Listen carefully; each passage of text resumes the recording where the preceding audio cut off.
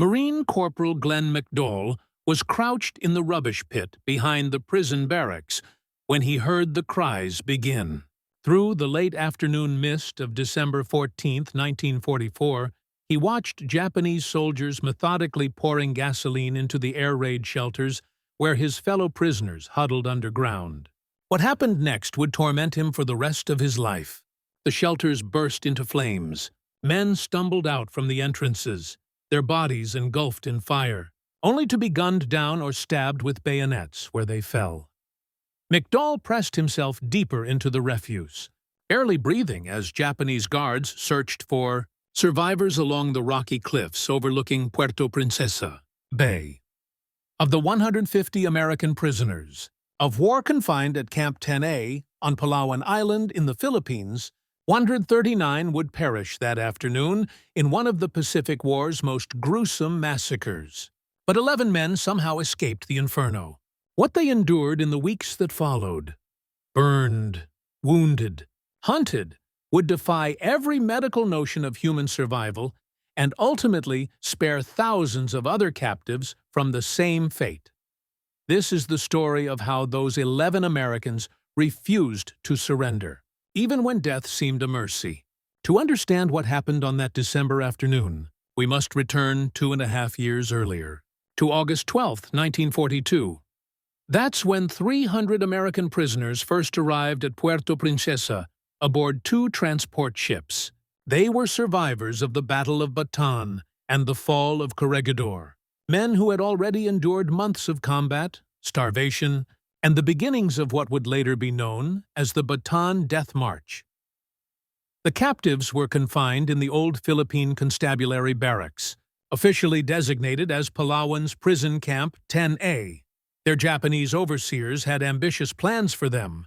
Using only hand tools, wheelbarrows, and 2 small cement mixers, these 300 men would spend the next 2 years clearing 2,400 by 225 yards of land and constructing a concrete runway 1,330 yards long and 8 inches thick.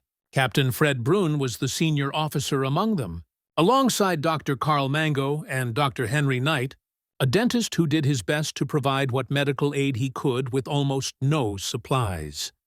The labor was exhausting. The conditions were harsh, and beatings from the guards were a daily ordeal. The prisoners' rations were eventually cut down to a single serving of rice each day. Marine Private First Class Glenn McDowell, only 23 when captured, underwent an appendectomy with no anesthesia and no medicine to prevent infection. Men suffered from malaria, scurvy, pellagra, beriberi, and tropical ulcers. Their bodies were covered in sores that refused to heal. When Red Cross parcels finally arrived in January 1944, the Japanese had confiscated all the medicines for their own use. The prisoners received food, but nothing to treat their worsening illnesses and injuries. Still, they worked.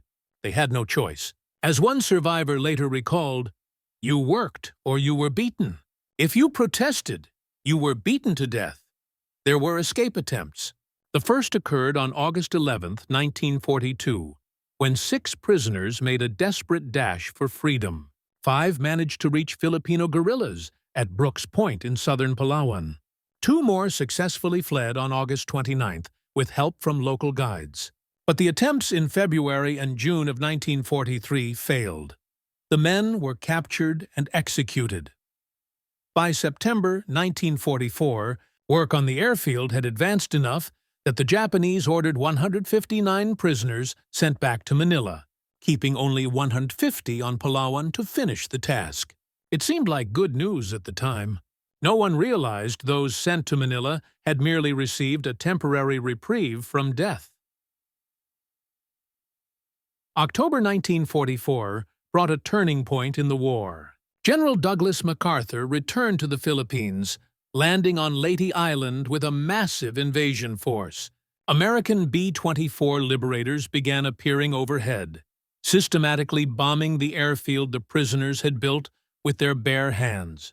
In one memorable raid on October 28th, they destroyed 60 Japanese aircraft on the ground. The prisoners were ecstatic to see American planes, but also terrified. Rumors had circulated for months that the guards were under orders to execute all captives if the Americans invaded. The camp commander's response to the raids only deepened those fears.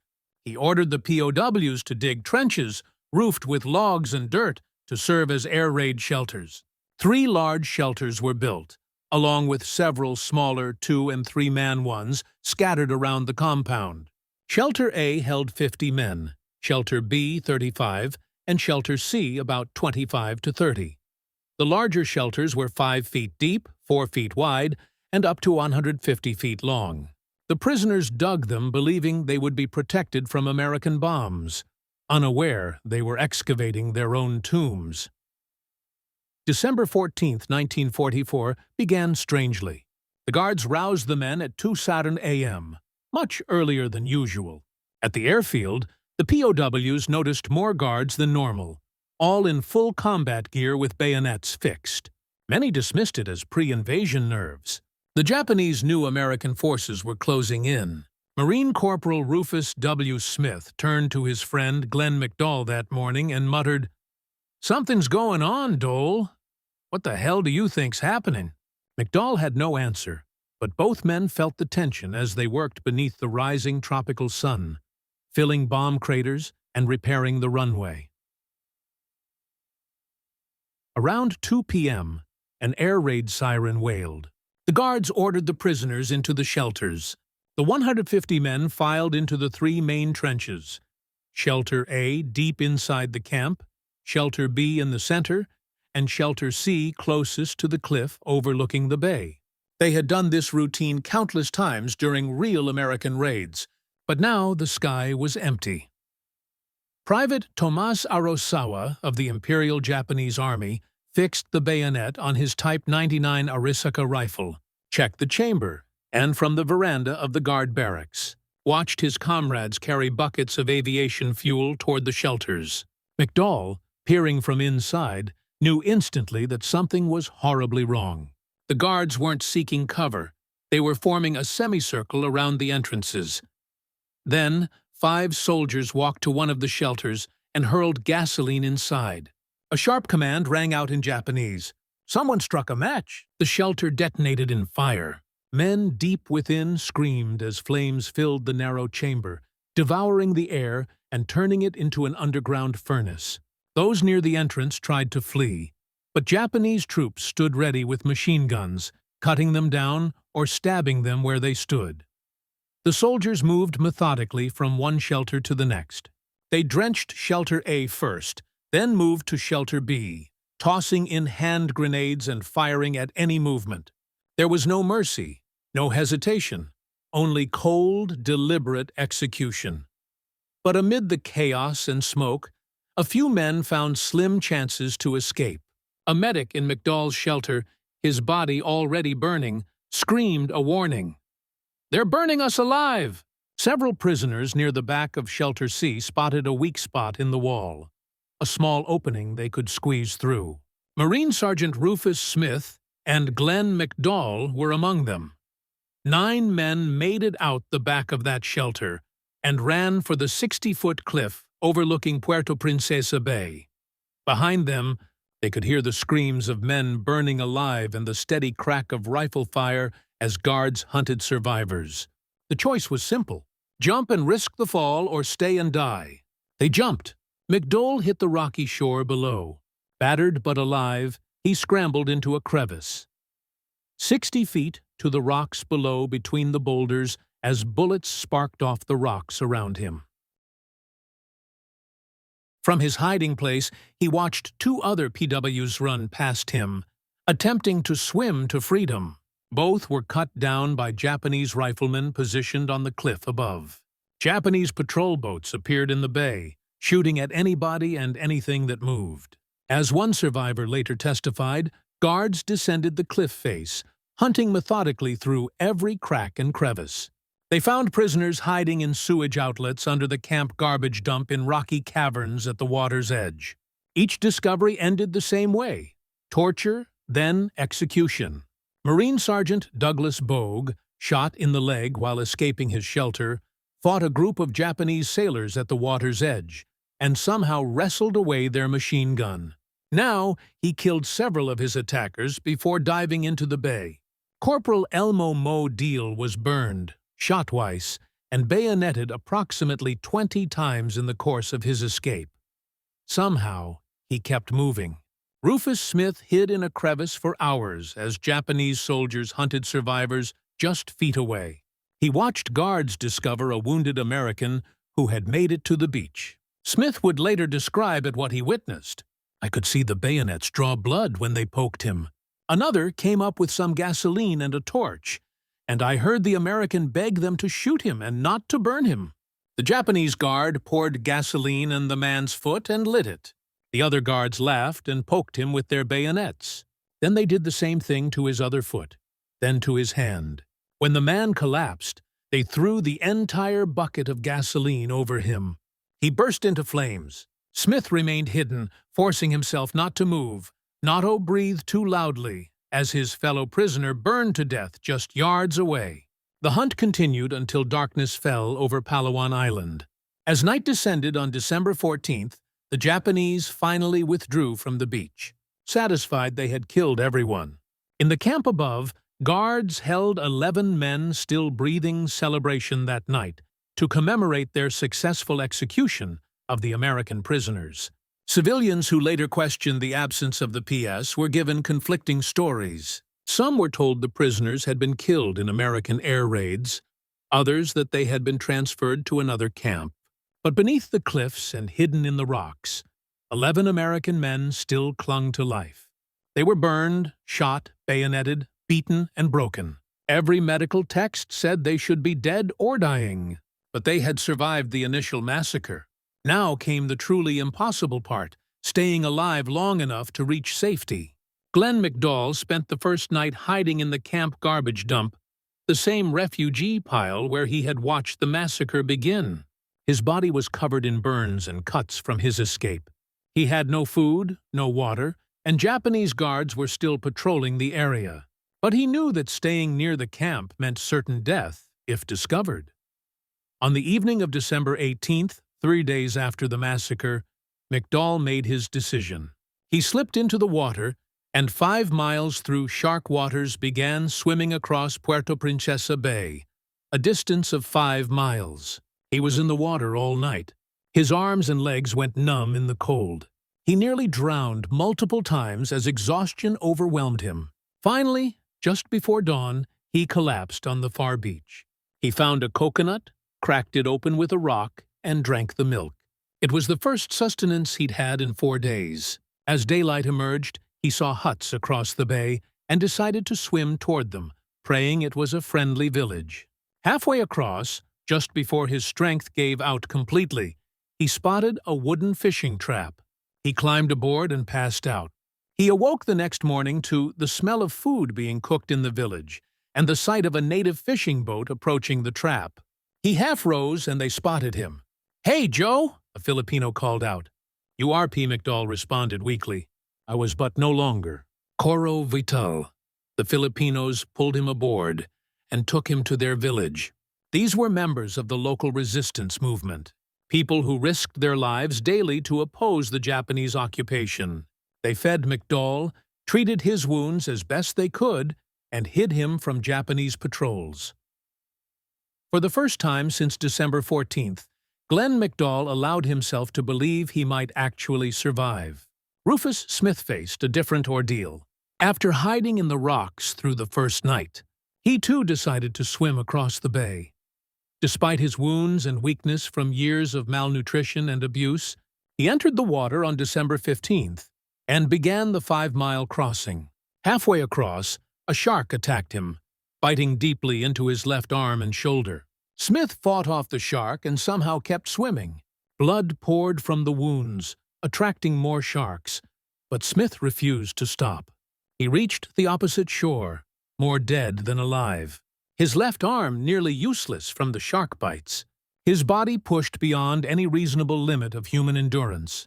Filipino civilians found him and, like McDowell, took him to guerrilla contacts who could provide protection. Radio Man, First Class. Joseph Barta chose a different path. Rather than swim the bay, he struck out into the jungle, hoping to evade Japanese patrols on land. For 10 days he survived in Thailand's tropical forest, with no supplies, no map, and no knowledge of the terrain. He ate whatever he could find: roots, insects, anything to stay alive. Japanese patrols hunted through the area constantly, and multiple times Barter had to hide within feet of enemy soldiers. On the 10th day, weak from hunger and exhaustion, Barter stumbled into a group of Filipino guerrillas. They, the Filipino Resistance Network, immediately recognized him as an escaped American prisoner and took him to their hidden camp. The guerrillas were part of the Palawan Special Battalion, a resistance organization that had formed in 1942 after the Japanese invasion. They had been fighting a shadow war against the occupation for more than 2 years. One by one, the survivors made contact with Filipino resistance fighters. Some, like McDowell and Smith, were found after swimming the bay. Others, like Barta, were discovered hiding in the jungle.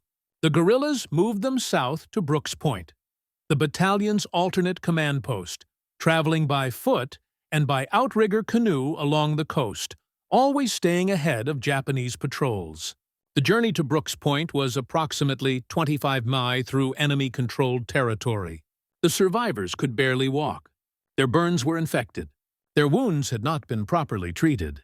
Several were blind or nearly blind from the smoke and flames.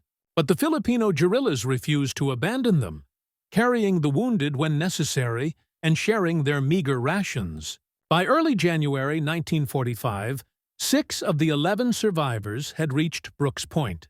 The guerrillas sent a flash report through their communication network to General Douglas MacArthur's headquarters. American PS had escaped from a Japanese massacre at Puerto Princesa. The survivors had testimony about an atrocity that needed immediate attention. Major General Charles A. Willoughby, MacArthur's Deputy Chief of Staff for Intelligence, received the report and immediately understood its significance. If the Japanese were massacring prisoners in the Philippines, thousands of American and Allied PS held in camps across the islands were in immediate. The rescue that changed everything danger. He ordered an immediate rescue operation. On January 6, 1945, a U.S. Navy PBY Catalina flying boat with fighter escort flew 850 miles over Japanese H-held territory to link up with the guerrillas at Brooks Point. The pilot found a small clearing where he could land on water, and the guerrillas brought the 6 survivors down to the beach. Also added to the manifest was an elderly American who had remained in the Philippines since 1898 and whose son-in-law led the local guerrilla unit. The PBY flew the 7 Americans to Morotai, an island south of the Philippines in the Dutch East Indies, which was under Allied control. There, military intelligence officers began interviewing the survivors, documenting every detail of what they had witnessed. On December 14th, what they heard was so horrifying that it was initially kept classified to maintain morale among forces preparing to continue the liberation of the Philippines. But word spread quickly through military channels. The survivors told of 139 men burned alive, bayoneted, shot, and tortured to death in a systematic execution. They described Japanese guards celebrating the massacre afterward. They explained that the Japanese had received orders from high command. No American prisoners were to be left alive for the advancing Allied forces to liberate. 5 more survivors reached Allied lines in the following weeks. Private First Class Eugene Nielsen made it to friendly territory after hiding for weeks in the Philippine jungle. Corporal Elmo Deal, despite being bayoneted approximately 20 times, survived and eventually reached safety. Each survivor brought additional details about the massacre and their incredible orals afterward. One man, Private First Class Donald Martin, successfully swam the bay and reached the opposite shore, but was never seen again after turning north. His fate remains unknown to this day. The 11th survivor who reached Allied lines brought the total number of documented escapees to 11 out of 150 prisoners. The testimony of these 11 men changed the course of the war in the Philippines. General MacArthur, confronted with evidence of systematic prisoner executions, made rescuing POWs a top priority for his advancing forces. If the Japanese were willing to massacre 39 men at a relatively small camp on Palawan, what would they do to the thousands of prisoners held in larger camps as American forces closed in? Less than 3 weeks after the first Palawan survivors reached Allied lines on January 30, 1945, MacArthur launched the Great Raid on Cabernet. A force of U.S. Army Rangers, Alamo Scouts, and Filipino guerrillas moved 30 meters behind enemy lines and liberated 497,000 lives, saved American and Allied prisoners from the Cabanatuan P camp. The raid succeeded because MacArthur's forces moved before the Japanese could execute the prisoners. 3 more rescue operations followed in quick succession. In February 1945, American forces liberated the Los Banos internment camp, saving 2,147 civilian internees and Allied prisoners. Bibid prison in Manila was liberated, freeing hundreds more. In total, more than 7,000 prisoners and interns were rescued from Japanese captivity in the Philippines in less than a month. Military historians credit the Palawan survivors' testimony as the catalyst for these rescue operations. As one survivor later wrote, the first 6 men out of the Palawan camp had helped save more than 3,600 other P lives. The 11 men who refused to die, who survived burns, bullets, bayonets, shark attacks, and weeks of evasion through enemy territory, had given their testimony while there was still time to act. On February 28, 1945, troops of the U.S. 8th Army conducted an assault landing on Palawan during Operation Victor III. By March 2nd, what the excavation revealed, American forces controlled most of the island. They immediately moved to investigate Camp 10A and the reports of the massacre. What they found confirmed every horrific detail the survivors had provided. The Army's 601st Quartermaster Company under Major Charles Sims was assigned to excavate the burned and destroyed shelters. Their official report documented 79 individual burials and many more partial burials.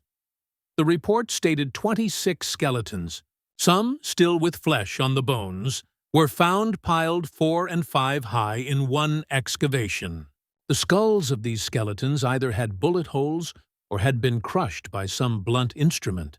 Most of the bodies were found huddled together at the spots furthest away from the shelter entrances, trying to escape the fire. In 2 dugouts, remains were found in a prone position with arms extended and small conical holes at their fingertips, evidence that dying men had tried to dig their way to freedom through the earth with their bare hands.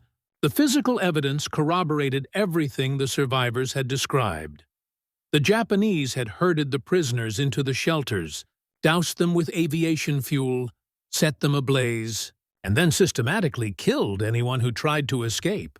It was premeditated mass murder, a war crime of shocking brutality, even in a war filled with atrocities. After the war, 16 Japanese soldiers were brought to trial for the Palawan massacre. 6 were acquitted.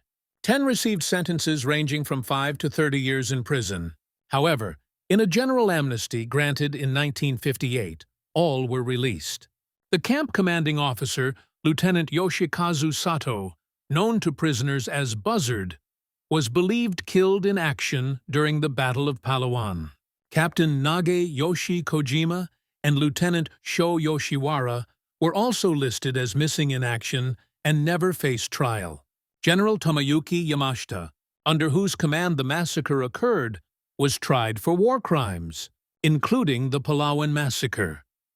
He was convicted under the doctrine of command responsibility, a principle that would later become known as the Yamashita Standard. He was hanged on February 23, 1946. The 11 survivors returned to the United States as heroes, though many struggled with what they had witnessed and endured. Glenn McDowell settled in Des Moines, Iowa, and rarely spoke publicly about his experiences until decades later. Rufus Smith returned to Texas, carrying both physical and psychological scars from the massacre and his ordeal afterward.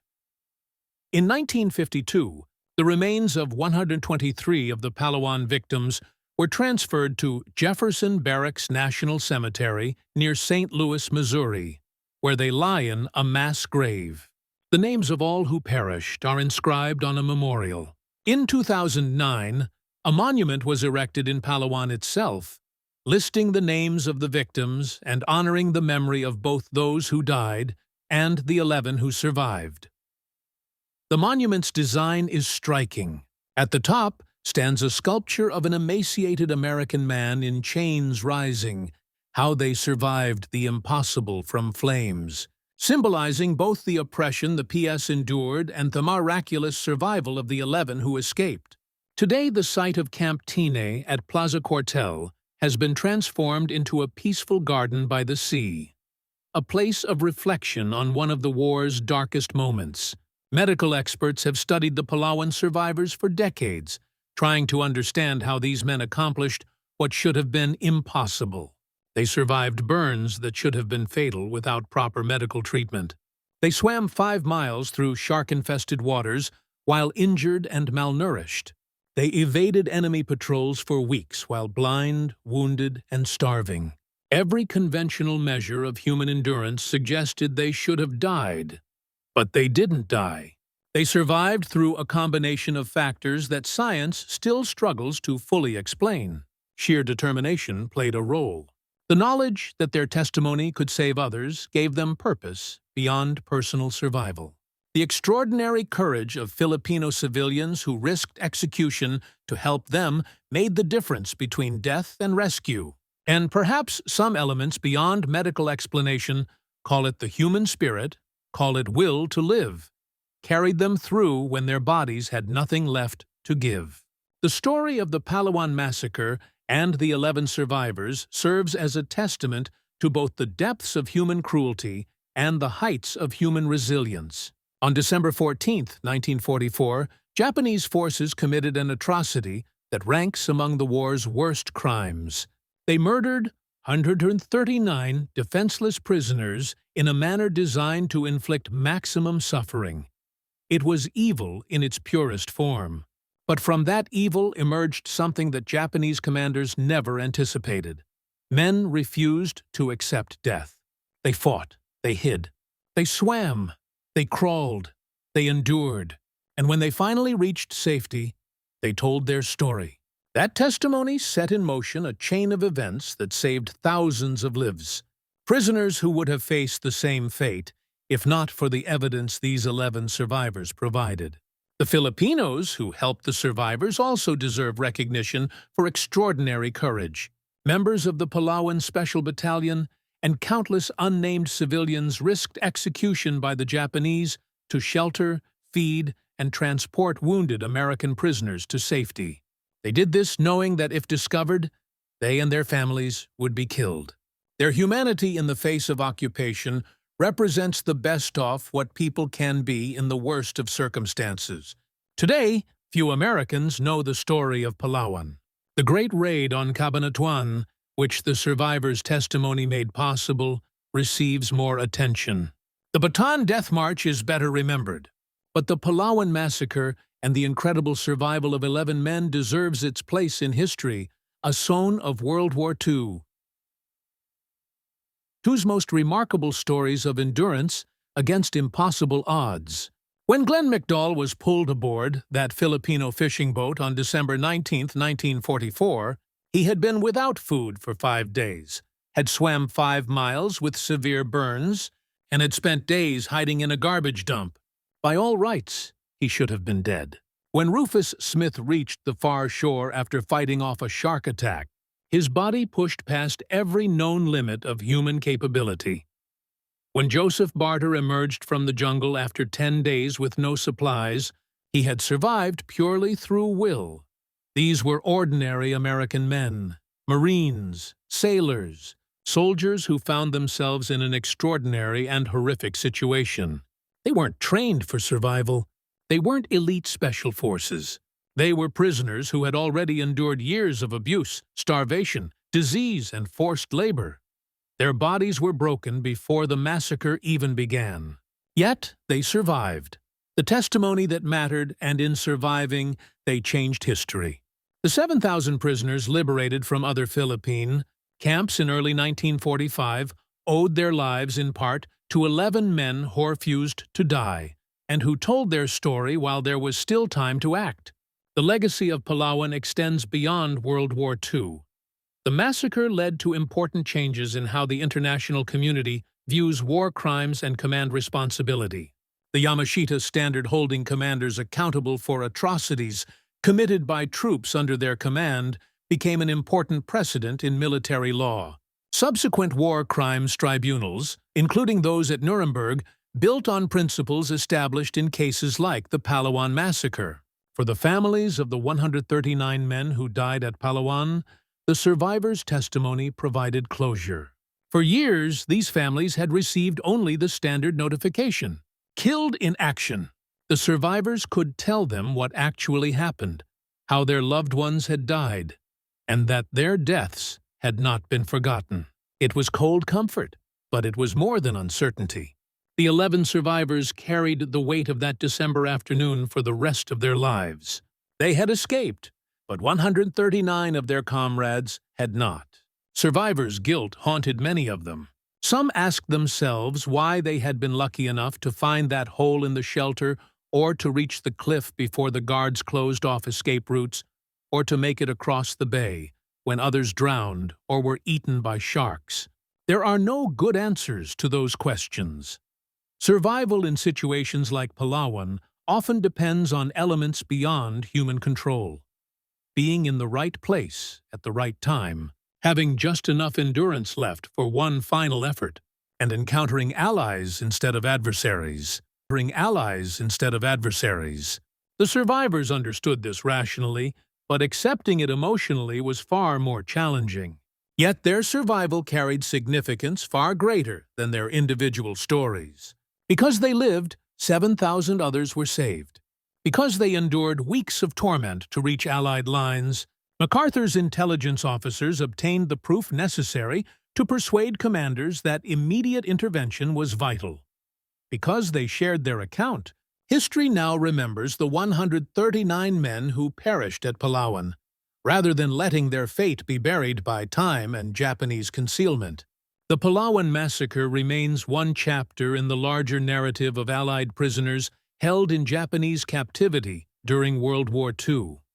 Of the roughly 140,000 Untold Allied POWs detained by Japan during the conflict, about 27% perished in captivity, a mortality rate far higher than that of prisoners held by Germany or Italy. The causes included intentional brutality, systematic malnutrition, forced labor under savage conditions, and orders like those that led to Palawan. Japanese military doctrine at the time regarded surrender as the ultimate disgrace. Soldiers were expected to fight to the last breath rather than be taken prisoner. This belief extended into contempt for enemy combatants who surrendered. Japanese guards frequently treated captives as subhuman, undeserving of basic respect or compassion. This cultural mindset does not justify the atrocities, but helps explain the institutionalized cruelty that occurred within Japanese POW camps. The specific command that resulted in the Palawan Massacre originated from the highest echelons of Japanese leadership. Documents presented during war crimes tribunals revealed that in May 1944, written directives were sent to every Japanese branch camp commander, stating that if there was any risk of prisoners being liberated due to the shifting tides of battle, decisive measures must be taken, ensuring that no prisoner be left alive. Camp leaders were instructed to prevent captives from falling into enemy hands, even if it meant destroying them individually or en masse. The Palawan Massacre was the first large-scale execution of American POWs under these orders, but it likely would not have been the last, had it not been for the testimonies of survivors and the subsequent rescue missions that followed. Evidence indicates that similar slaughters were planned for larger camps. The urgency with which MacArthur launched rescue operations after learning of the Palawan. Survivors' accounts probably saved thousands from the same fate. The 11 men who escaped Palawan never sought fame or recognition. Most returned to quiet, unremarkable lives, working ordinary jobs, raising families, and trying to move beyond the nightmares of what they had endured. Yet their story, and that of the 139 who perished, must be remembered. It stands as a testament to both human depravity and the indomitable resilience of the human spirit. On December 14, 1944, Japanese forces attempted to erase 150 American prisoners from existence. They nearly succeeded, but 11 men refused to vanish. They survived the unsurvivable, endured the unendurable, and through their defiance ensured that the tragedy at Palawan would never fade into oblivion. The 139 who died are forever remembered, and thousands more returned home because of them. That is the legacy of Palawan, a tale of unimaginable cruelty met with unyielding courage.